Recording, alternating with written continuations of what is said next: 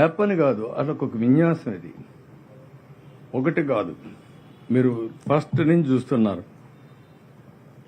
ఓడిపోయిన రోజుటి నుంచి రాష్ట్రం మీద కక్ష కట్టారు, విషయం చెబుతున్నారు. ఉన్నారు ఎక్కడ వీళ్ళందరూ? అడ్రస్ ఉందా?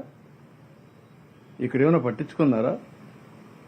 పేపర్లో చూడండి, మళ్ళీ నిద్రలేస్తే ఆ టీవీ, ఆ పేపర్, ఇదే బతుకు. ఒకరికి సహాయం చేయరు, రాష్ట్రాన్ని నాశనం చేయడానికి మాత్రం ఇష్టానుసారంగా చేసే పరిస్థితికి వచ్చారు. ఇది మంచి పద్ధతి కాదు. నేను చాలా మంది చూసాం. ఏది ఏమైనా చాలా స్ట్రాంగ్గా చెప్తున్నాం.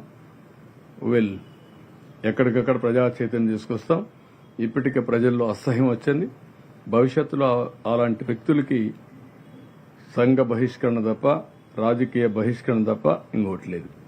నేను అందుకే చెప్పాను, ఈ రాష్ట్రంలో ఒక భూతం ఉంది, ఆ భూతాన్ని పూర్తిగా కాంక్రీట్ చేసి భూమిలో పాతేస్తే తప్ప రాజకీయంగా మనకు భవిష్యత్తు లేదని. అదే జరుగుతా ఉంది.